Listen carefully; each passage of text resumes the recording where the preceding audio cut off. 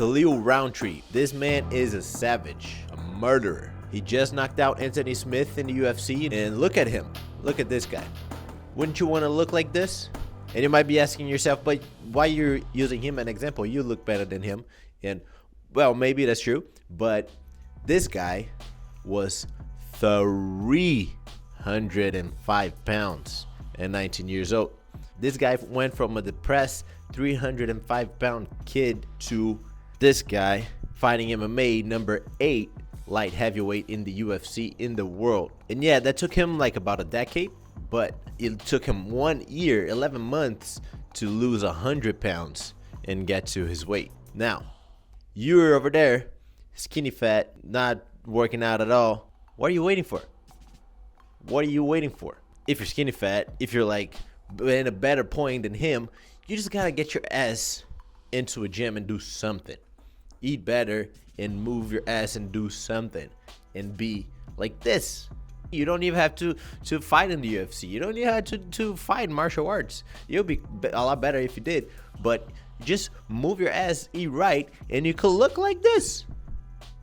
And be a lot more comfortable without your clothes on. Can you imagine that? Like being more comfortable with your shirt off than with your shirt on. Like not overthinking going to a beach or to a pool.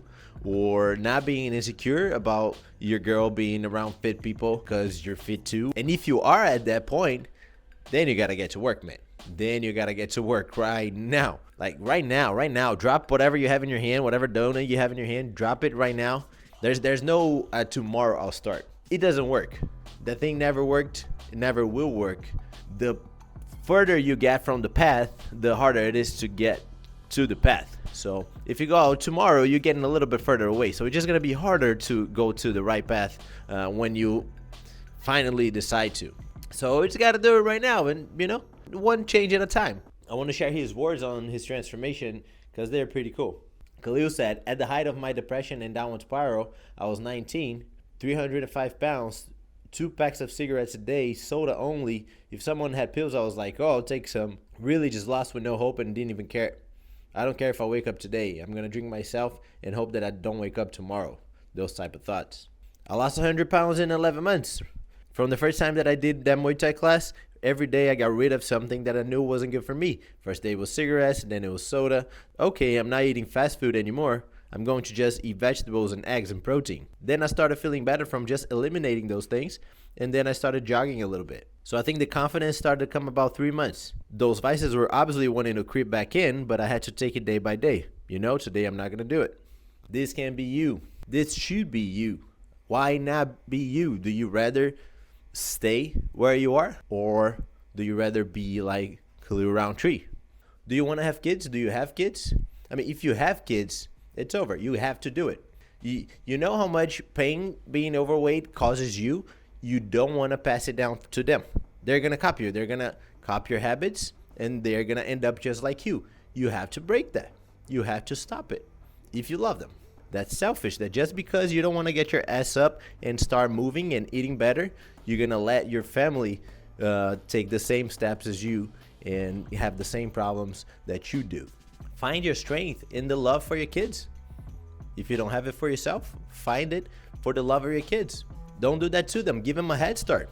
You don't have to sprint. You don't have to find a hill and start sprinting hills. Start walking and eating right and just being mindful of what you put in your body, and you get there eventually.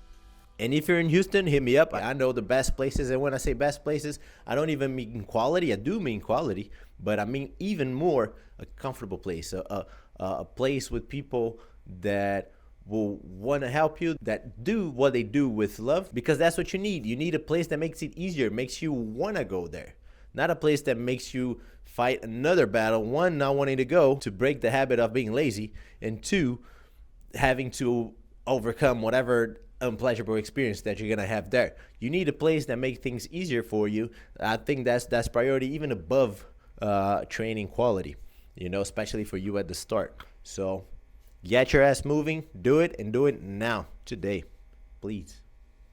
300 pounds, still smoking cigarettes, still depressed. I would have to drive down the 15, and I'd always see the UFC billboard. And so, I would always tell myself, like, one day I'm going to be on that billboard, and then when I'm driving down, I'm going to see myself there. I think that like it would mean a lot, man. It would mean a lot, because then that would mean that that 20-year-old suicidal, just depressed guy who needed something to look forward to, I would see that, and that kind of,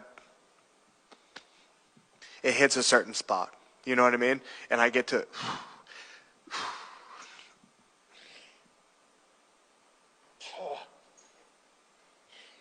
look back and be like, I did it.